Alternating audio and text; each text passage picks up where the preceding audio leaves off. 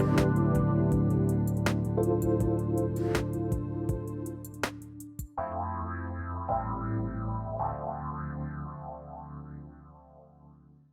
everybody, welcome. It's so great to have all of you tune us in and turn us on. As usual, you're the best listening audience on the planet. Today, we've got a great lineup for you. You know, what happens when we get into a space in our life? And I think many of you have heard me talk about this over the past couple days where, one day you're thinking, what is my life about? Who am I? And you look in the mirror, and one of the things that you see is somebody that's not quite recognizable to you. And you don't quite know why. You don't know if it's something that's making you feel like it's unresolved, something in your past. Is there something happening where you know that you deserve to thrive?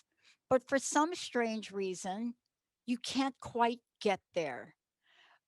One of the things that we're going to be presenting to you today, my very special guest, Jen Ripa, is joining me here today. What does it mean to embrace your true self? What does that mean? And how can we soothe the pathway for anything and everything we are meant to grieve? That's what today's show is about. What is it about our senses that needs to be awakened? Even if we don't quite know the exact pinpoint of that feeling. That's what Jen does in her journey, her life, what it means to deal with loss, incredible loss. And you guys heard me talk about this yesterday when I was doing a show and I was talking about the loss in my family. Almost every family member lost to drug and addiction, and, family members dying on a hospital floor. What happens if that is unresolved? What happens if you think to yourself, why am I still here? Why, after everything I've done equal to those family members, why am I still here? And how do you live and thrive in the middle of that? Jen and I have something in common. We both love the word thrive. And it's something that we love because we've taken the journey and we know what it's like to lose things over and over and over again, and yet rise up and realize it isn't the loss that we remember. It's the passion, the purpose, and the journey to help all of you that are going through an incredible time right now, a time that maybe the news doesn't pinpoint about what your loss is, about what you're feeling, about what we can do to help you heal. But that's Jen Ripa. That's what she does. She is somebody that has not just created a platform to guide you, to walk you, to hold your hand. Then, if you don't think that you're going through an extraordinary time of loss right now, if you don't think that what we've gone through in this epidemic is the essence of change and loss, we want to give you permission to fully embrace that, to come forward and say yes, but to also say, Jen, as the CEO and founder of Thrivologie, a company centered around creativity and wellness, to also say, I don't have to stay stuck in that place. Jen, it's great to have you here. Thank you, Dr. Pat. It's so fun to be here with you. Thank you for having me. So, I am,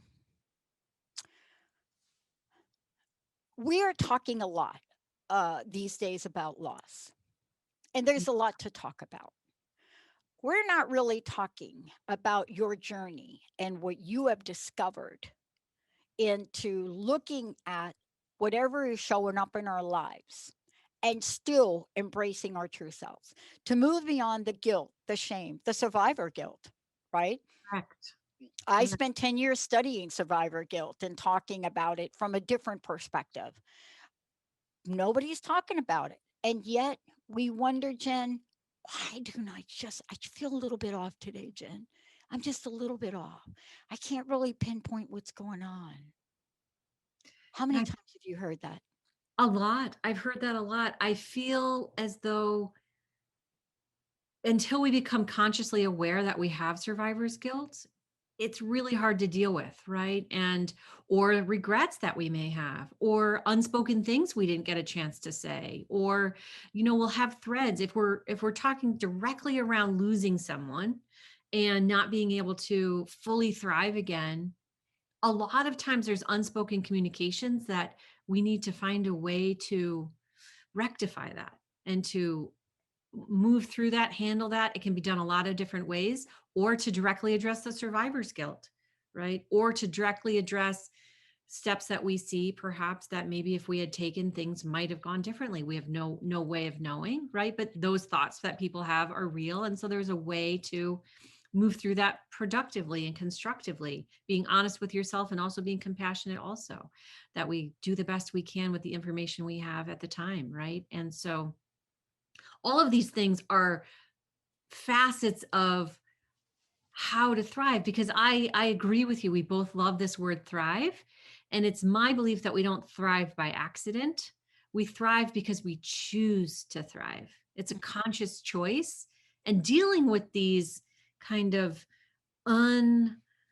solved threads or undealt with threads of loss are what hold us back and Yeah. cause us to wake up in the morning feeling groggy and out of sorts and not fully in our power center, because there's something that's still holding us to another time space or another situation. We can't be fully here until we're consciously aware of what we're needing to sort through, and then we have the bravery to sort through it somehow.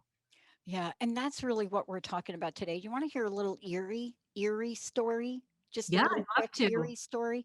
So I knew I was getting ready to do this show. And of course, we're going to be talking about many things today.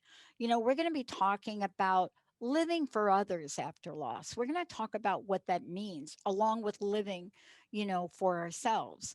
But we're also going to talk about what you've created, not just in the artistry of what you've created, but in the energy of what you've created, the tools you have, these beautiful cards that you've created. We're going to talk about all of that.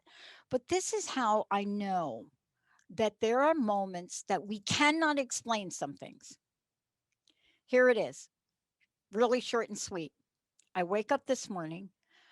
I'm in my office in our studios today. I'm sitting at a desk that was given to me by a friend of mine who we shared the same vision back in 2002 and 2003.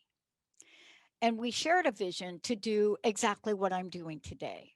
Although her life ended on November 22nd, the Mm, same day my mom's life ended.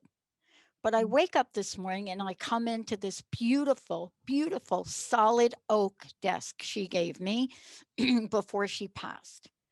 And what do you think I put on to wear today? A silk jacket she gave me, mm. unconsciously, but yet consciously. And I want to ask you of how we move through. And for me, I know that I wouldn't be here. I wouldn't have made the move that I made without her championing the cause back then. Mhm. But here we are. And let's talk about what it means living for others in that phase of grief in our recovery and what that means, because you know that firsthand with the loss of your son. Yeah, I do. And I just want to say, your beautiful friend, when you sit at that oak desk and you put on that silk jacket and do the work that the two of you dreamt up together, right? That's what we're going to talk about a little further down in this interview. Is that's how you carry your loved ones with you as you go, right? That's how you move through your life, acknowledging your loss, but also bringing them and all the love and the joy that you shared with you. So that's such a beautiful way that you started the day today. Yeah, Uh, but thank you. earlier in my you're welcome. But earlier in my journey, it really was about getting out of bed for my other three children, right? I lost one of my four sons. I had a son older than him and two sons younger than him. And I really needed to focus on them, that they had lost a brother and that they needed a parent to show up for them. My husband at the time was working, and God bless him. I'm not sure how he did that. Um, and I just found it helpful and useful to find the purpose in showing up for them, knowing what they had been through, and kind of prioritizing their needs, and, doing my best to just kind of limp through it, mope through it, right? Until I had gained enough resilience to kind of process the loss more deeply, right? Yeah. Uh, We don't talk about that enough. I think there have been so many different ways we talk about grief. Um, but yet sometimes those around us can be our greatest motivators for taking action and moving forward. They can be the thing that help us to really take that next step. Um, and yet we can get stuck in a space too. I've been stuck in a space. That's how crust busting was actually born. That came out of being stuck, like not even be able to get off my couch after a loss. But we do get stuck. Tell us about that. we do get stuck. And I think that this is a really delicate topic. Yeah. And it's really important to acknowledge that we do need the time and space to just be devastated, right? We do need to give ourselves that time to really feel as completely devastated by the loss until we can find a way to move. And grief is such a mysterious process. We have no idea the timing of that or the situation of that. However, what I did find in my process is what you said, um, focusing on other people is such a remedy. It's a very, it's immediately mood lifting, right? And it's a really way to not get stuck in one of the pitfalls that I see is self pity, right? This can be a space that can be really toxic in the process of loss. Is um, we if we choose to move through the loss with as much conscious awareness that we can create, we still have so much power to create and feel as little of the why me as possible. It gives us the most power to create something beautiful with what's remaining, right? Mm, And I think that is part of what help people get stuck, um, is the pity. The self pity mm. is a difficult component that enters into it.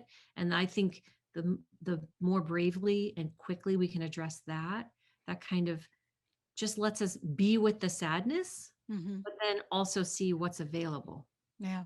What did you discover? What are some of the ways that you discovered, right, to move through? And I call it a phase. I mean, the English language is really quite limited when it comes to expressing what goes on deep in our souls and our hearts. It's really quite limited, right? I Other cultures, if I were talking to you in Italian right now, you would get a whole different vibe about what we're talking about. But we're talking about ways that we go through this notion of living for others. And at some point, is there something that happens where we shift from that moment to towards ourselves? Is it that black and white, or look, is it the difference between flipping a switch and turning on the light, or getting a dimmer and slowly raising the light up? I feel like it's close to the second one. I feel as though, for me, it was probably about 7 months out. I was on my way to my grief counselor. I was stopped at a red light next to this cliff. I remember the exact moment, right? And I said to myself, I'll never have my son back. I'll never have exactly what I want, but I know I can feel better than this. I know I can. And it was, I literally felt like almost like the clouds parting, but like sunshine came in. It was a willingness Mhm. to let more light in. I just Yeah. felt a shift in myself, and I felt a willingness to at least investigate what would it take to feel better, like, right? Um, and it was a light switch moment, but I think the dimmer had been going up for a while, Yeah. right? Yeah, because I had been running and I was doing karate with my boys. I was doing things to physically move the grief through my body, right? I was back into my painting again. I was doing art. I play a healing gong. I was teaching yoga, and that moved a lot of energy. So, doing all of those things to physically move the grief through my body allowed for that aha moment at the stoplight, right? So it's both of those things. That's a great way of expressing it. And by the way, you can get a wall switch that actually has the flip switch and the dimmer all in one. I love those, by the way, because I never can decide, do I want the full light or do I want the dimmer? But isn't that the way of life and grief? It's no mistake that I was struck today by the light switch that came on when I sat here to get ready for the show at this beautiful, and this is oak. Nobody can lift this thing up, just saying.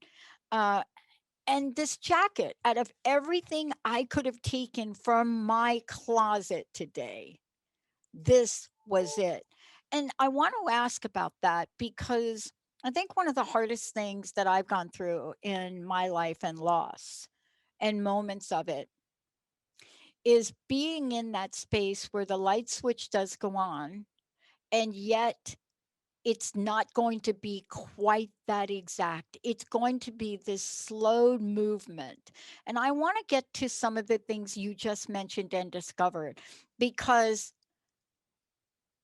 I can't express enough how yoga, art, whatever you just said, all of that, everything you said, those are tools.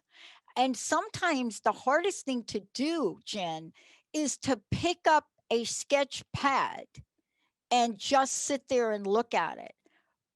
But boy, what gets to be put on that paper is amazing, isn't it? It is amazing. And just to drop in the process of creating art, um, for us, That's got to be Bobby calling you. She knows I'm talking about her. That would be you something that would be something Bobby Braden would do. That would be totally what she would do. he got you to put the jacket on today. So Oh that's my God, great. yeah. So um, being in the process of creating art, if you look at art therapy, dropping in and creating something creates a shift in the nervous system, towards relaxation and not stress. And so, with grief, what's really hard when we're in deep grief is to set it down, even just for the smallest moments, to just kind of let ourselves let go of the longing, even for 10 minutes, 5 minutes, right? 20 minutes is remarkable, right? So it doesn't even matter so much what we create on the paper. What matters, and with all the things that I mentioned, the running, the karate, the gong, the yoga, what matters is that we're in an activity where we're fully engaged, and it's a nourishing activity, right? It's a helpful activity where we can not set our loved one down necessarily, but just set the deep feelings of longing down for just a minute so that we can remember our connection to joy, our connection to our higher self, our connection to our own life force, right? And I feel as though that's what all the tools of the Sacred Grief Course provide, are these moments where we get to remember how to connect into our essential self and then become more nourished in the process. And then when we return to kind of for me, it was a second to second meditation on missing my child.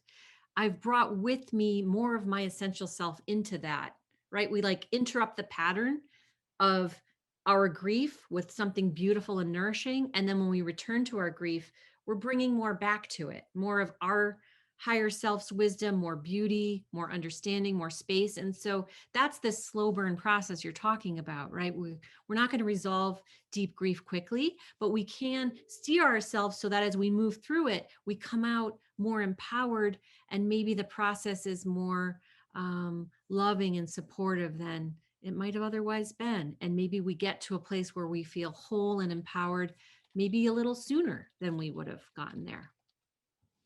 Well, I want to just point to this from a realistic perspective because the reality is, as people are watching you, Jen, right now, and they're looking behind you, if we could just mention, because I want to mention this because it really does tap in to how we choose to thrive after loss. But as a result of this, if people are looking at and watching this, there is something behind you and they're beautiful, and we talked about them on the last show, but I want to mention them again. because I think the thing that we don't talk about enough is when we express ourselves, how God, how spirit comes through us, even if we don't say it is God coming through us or it is spirit coming through us, it comes through us and somehow guides a gentle hand to create the beautiful cards and paintings that you have behind you. And it's hard to describe that in logical, practical, Virgo Capricornian language because it is a moment of divine guidance, isn't it? It really is. What Dr. Pat is talking about is the essential light deck that I created during my kind of deepest grief journey with losing my son Oliver, and it's a deck of 61 paintings, and they're intuitive messages from plants. I do a lot of work with essential oils. They were a huge part of my grief recovery process. I still use them every day. I find plant wisdom and plant medicine to be such a hugely empowering and powerful way to heal on all the levels of the body, spiritually, mentally, emotionally, and physically. And so I created a deck because I was using essential oils every day, but I also wanted my higher self to tell me what oils I wanted to use that day. And so I created a deck so that you can choose the oil, the card rather, based upon your attraction to the image. And then when you flip it over, there's a message on the back that hopefully is guidance for you in that moment, in that day. So I intuitively painted images of essential oils, and then I channeled messages of the essential oil. And it's essentially if this plant could kind of talk to you, what it might say, Mm. um, specifically from the viewpoint of self recrimination. I had a really hard time with regret after I lost my son. I was raised in Yeah. a very Catholic environment. I always had a lot of guilt, was always very hard on myself. And that tendency towards not giving myself enough credit and being really hard on myself was very toxic when coupled with the loss of my son. And so I really needed to address that tendency in and of itself in order to heal. I was starting to get sideways into some complicated grief. And I was able to identify that habit, in yoga we call it that samskara, that mental tendency, was really sabotaging me. So what each of these cards does is it invites back in some part of ourself that we've deemed unlovable or that we're holding in judgment in some way, right? So And we're going to talk about that. We're going to talk about how we choose to thrive.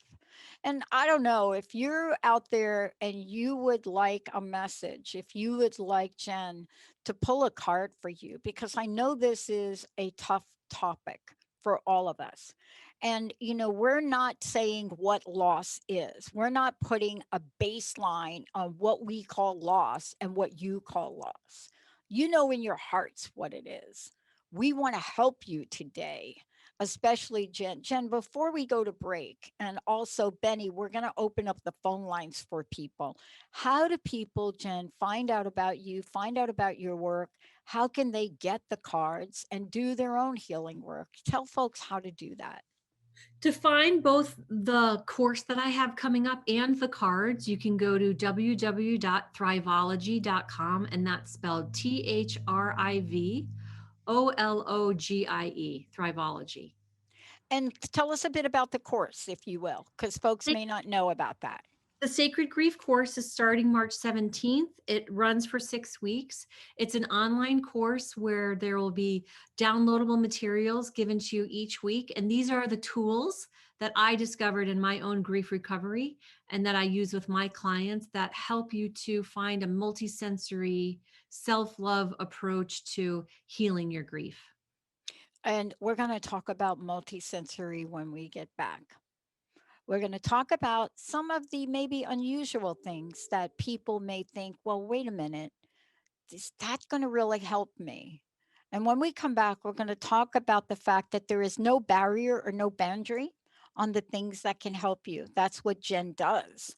She works with people and helps you find whatever that is. Maybe it's not art. Maybe it's something else. We're going to take a short break. When we come back, 1-800-930-2819. We'd love to hear from you. There's a message you want to receive from a card that Jen will pull. 1-800-930-2819. And I'm just wondering what Bobby is trying to tell me. Let's take a short break. Benny, Jacob, we'll be right back.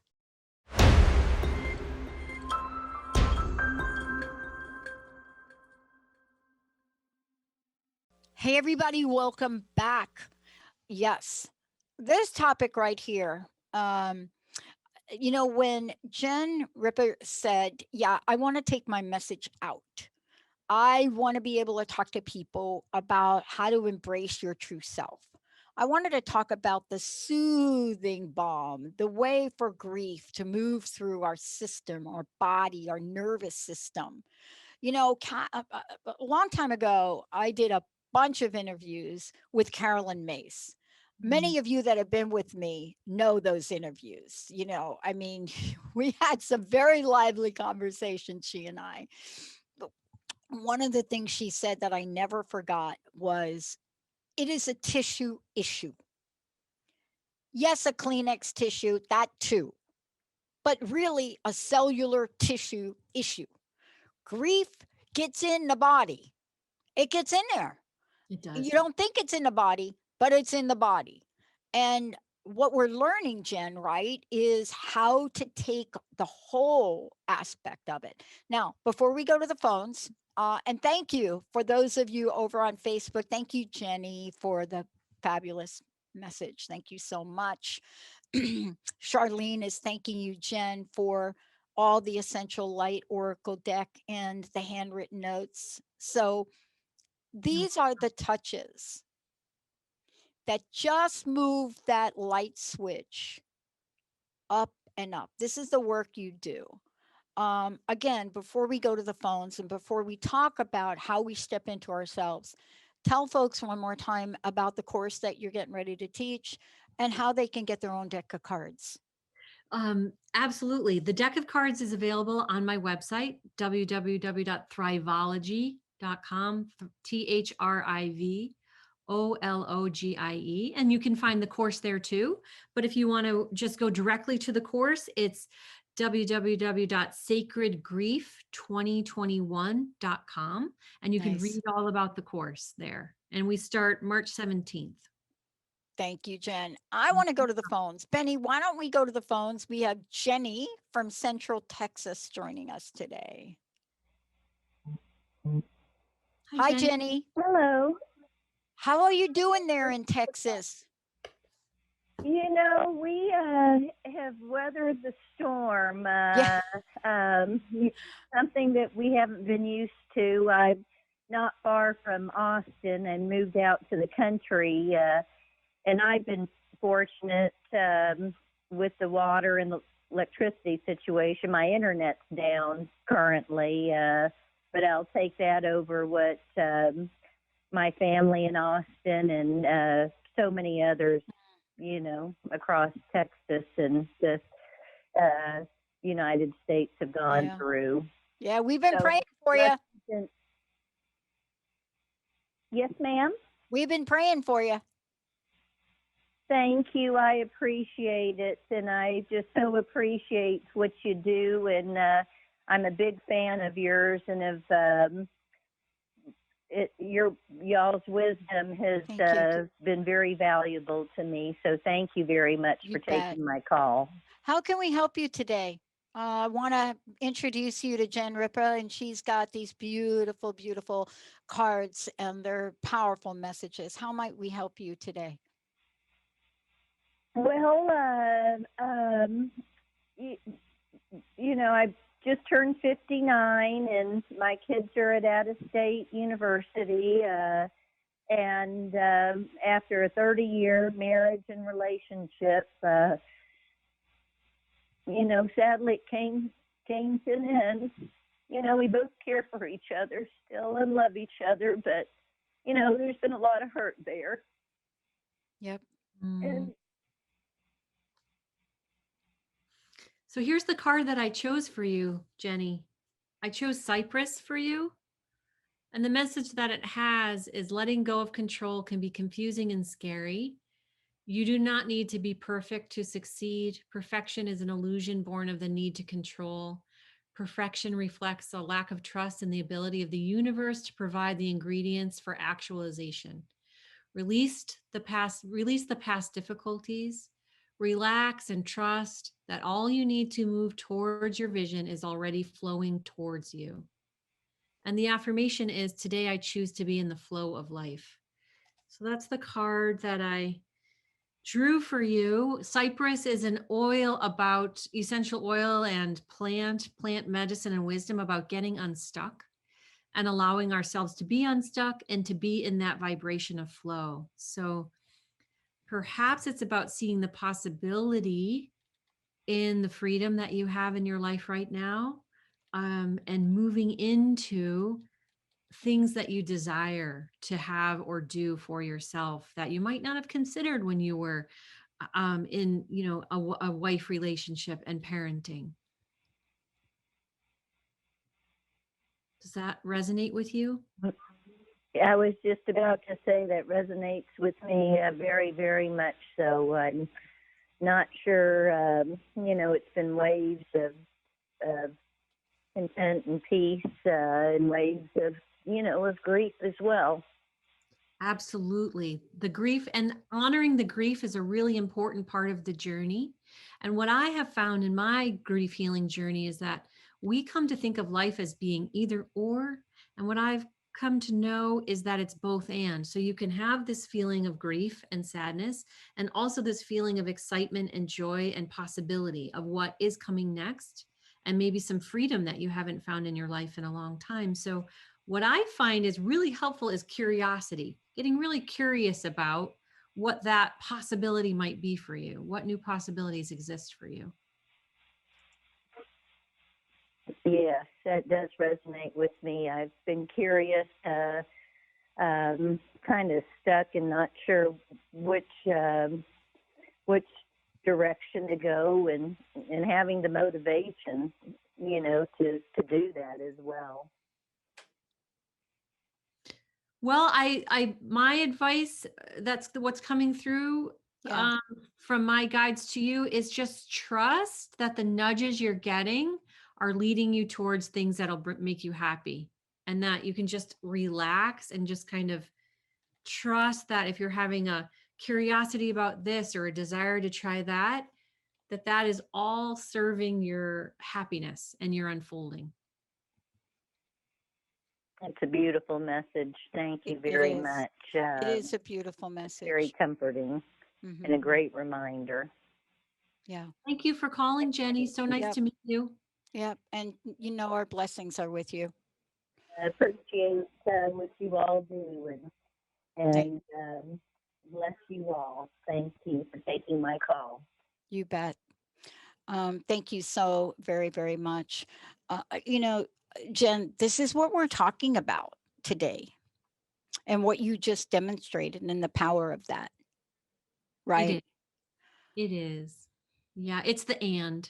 It's the space of and, right? That was one of the greatest revelations of my entire life, is that I can be so sad and so devastated that my son is no longer here in physical form in the way we want him.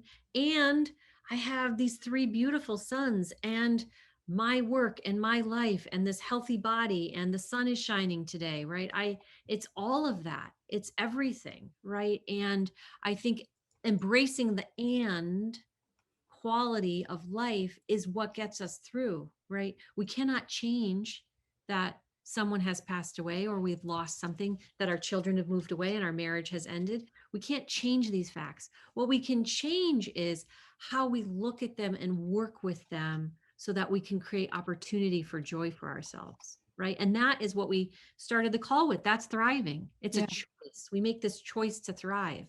Yeah. One of the things that I don't think I talk about that often is, the situation that was surrounding me at the time that the opportunity to start this career path happened. And it's not like I was at a place of just happy, jumpy, skippy. I was really at a place, it was an in between space. It was the realization of my past and what was now gone and the people in it. Because I didn't give myself time to stop.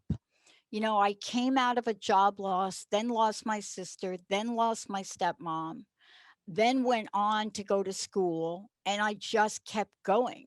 And it wasn't until I finished in 2001 that it all kind of caught up with me.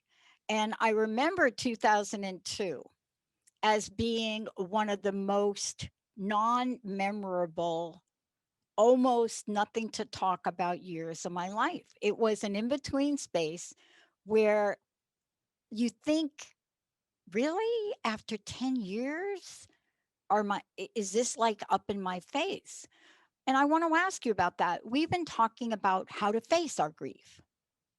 Now, let's talk about how to thrive. And it was in that space. I don't even know what to call that space. But 2002 is a year I don't talk about hardly ever because it was just this numbing year. Mm. But 2003 started to turn itself around. And that's when the radio show popped up. How do we choose to thrive? What did you discover? And are there turning points in grief? I know Mm. the turning point for me was dialing a wrong phone number and finding myself paying for airtime in 2003 and getting behind a mic and just like talking about stuff that had been just bottled up inside of me. Um, but I hadn't thought about it like that until today in talking with you and then having Bobby show up. Tell us about what this next part of the journey looks like I and think how to create beauty, how to create passion, how to become vibrant, even in the moments where we're so raw, we can't see it.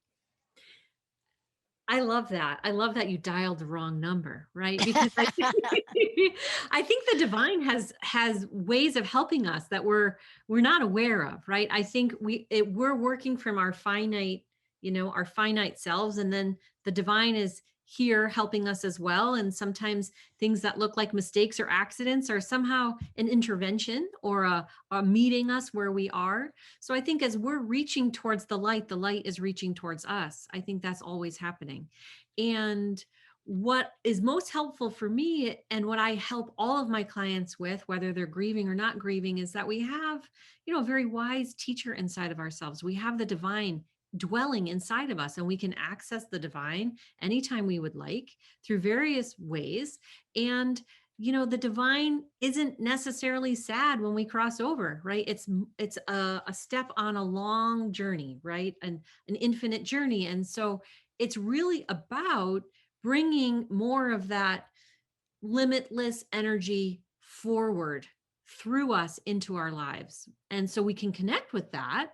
These are what all the tools that I work with people in. That's what the tools are for, to help us kind of let go of this time space that we're in right now and connect into the infinity of joy and love and abundance and power that's within each of us at any moment, right? So and you can do that in lots of ways. You can do it through running.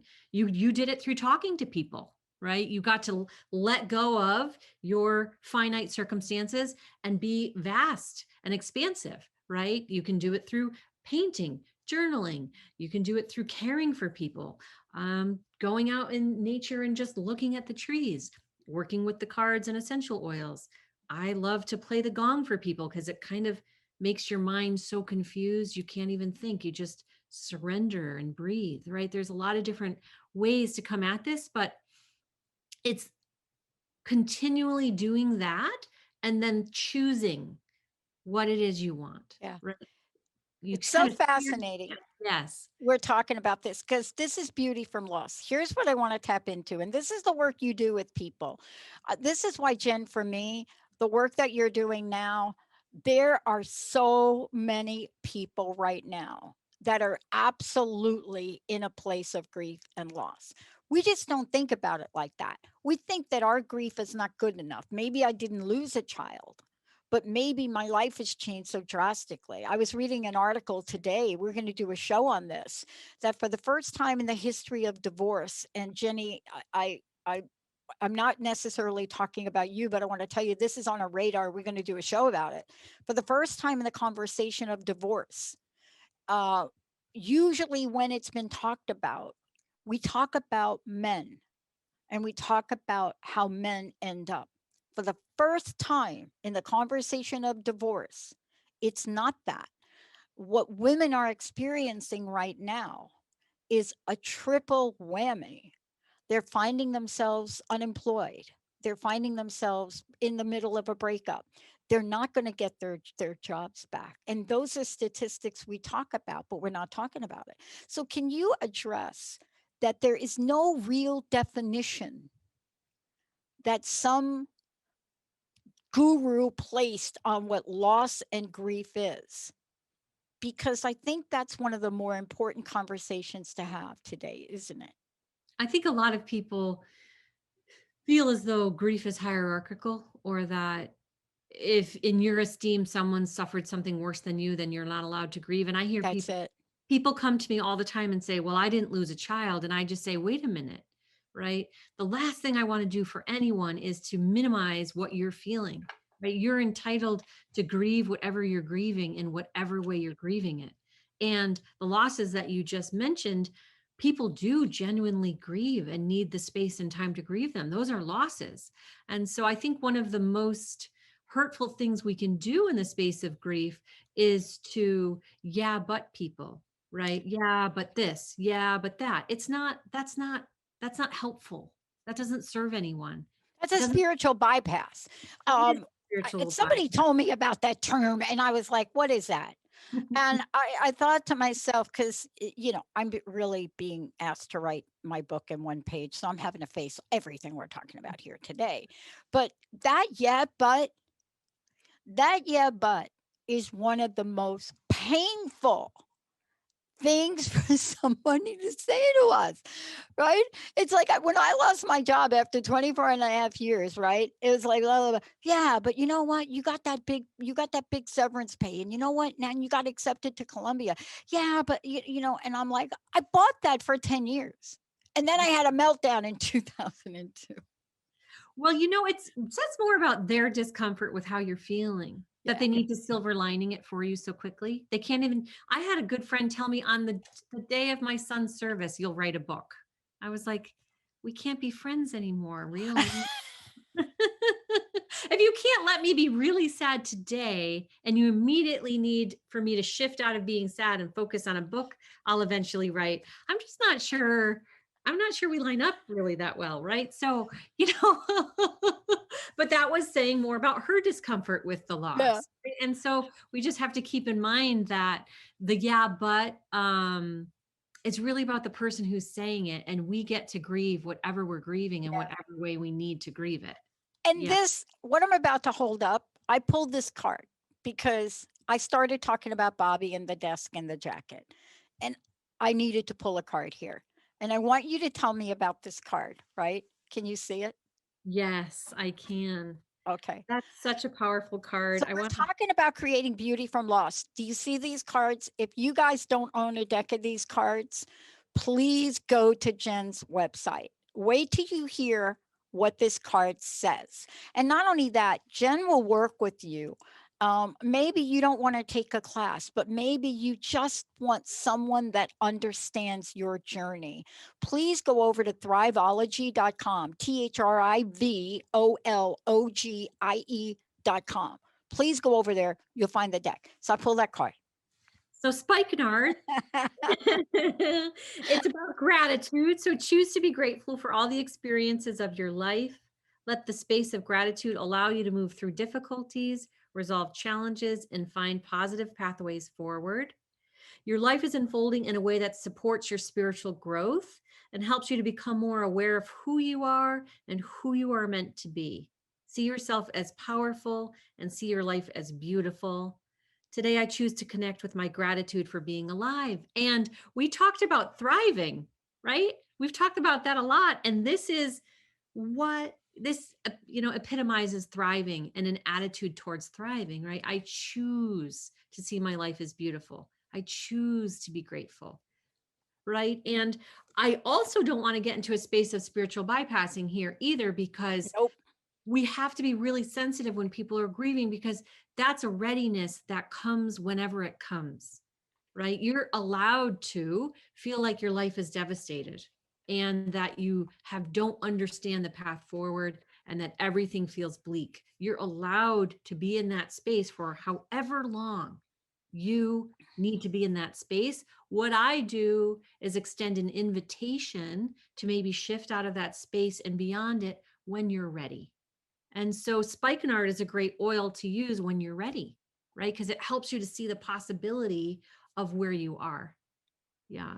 And I want to just, I know we've got a few minutes left, but I want to talk to you about this aspect of something we don't really talk about. And that is about how the work, what we say yes to in this journey, how it can become healing. You know, Bobby said to me in her last months, giving me the desk, and for sure, she had a message behind this jacket. And the desk was symbolic for her to say to me, you must continue with your vision. I have to this day a handwriting 8.5 by 11 sheet that she and I held up in a workshop together. And she wanted to make damn sure that every day I'm looking at this desk when there are moments when the power goes out, when I'm thinking, can I really go forward? To just remember the steps that it takes. And for you also, how the work becomes healing in itself, right? It does for me. Anytime I'm in a session with someone and they come out of the session feeling better than they entered the session, that's healing for me, right? And anytime that I can tap into my own personal experiences and strength that's in service to other people, it makes it feel as though everything that I worked for is so worth it. Everything I'm working towards, it makes it feel as though, even though I would still choose to have my son back, right? I can't have that. But what I can have is a really beautiful, meaningful life where I can be of service to people.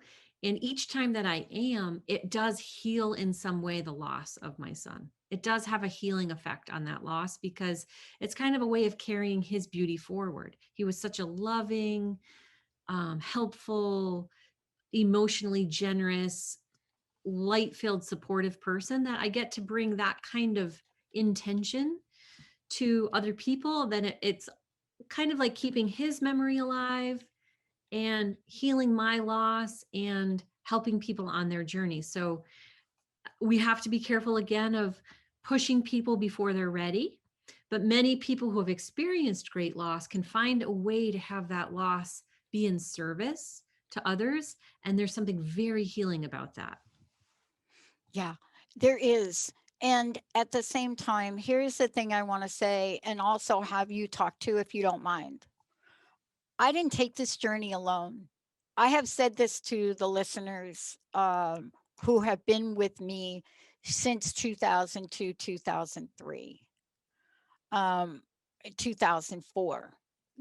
17 years. Benny and I have been together 17 years on the KKNWAM 1150 network, and now we're syndicated to over 200 networks, including channels in Australia. But the thing that kept me going are these listeners, knowing that, Jen, the work you're doing is going to be heard by people that absolutely need your help. And I just love being the conduit for that. I love being able to know that there are people that have gone through what I've gone through and worse. And that somehow, if we created a positive network back in that time, really unusual, not many of them going on. Now you see a bunch of them. But if we could create something, how many lives could we change, Jen? How many people do you think you could help? So many. I'm hoping thousands, right? I um, really read so many books by mothers who had lost children after I lost my son. And each mother's story was so helpful to me that I would somehow be okay. Like I didn't even know if I could breathe, right? I wasn't even sure I could live, right? No. Right. And so Yeah, right. I needed evidence. I was looking for evidence that I would survive this somehow, right? And if I can be that for other people, that makes me tremendously happy. And you are doing it. And by the way, these cards, the Essential Light Inside Deck, these beautiful cards are powerful and they are spot on. I pulled, of course, I showed you my deck. The messages and the energy that you put into these beautiful art pieces. Somebody just asked the question, are you selling the art? Uh, that just must be a question that came in here. Uh, what you've done to create shifting energy really moves that switch from a dimmer light to literally an on off switch that people could have at their fingertips. Your work is more important than it's ever been in any point in time that I've lived in this world. And you have not only a story, but you have tools and you're teaching people. I want to encourage everybody that if you're feeling whatever the grief or loss is, it doesn't have to be something huge. Please work with Jen on this. Get your cells and your energy moving. I work with 5 coaches to help me. Jen, what's your personal message? And again, tell folks about the upcoming class and how to get the cards. My personal message is that no matter what difficulty you're facing, if you can stay focused on the beauty that is still around you, the sun will come out. The sun will come out for you again.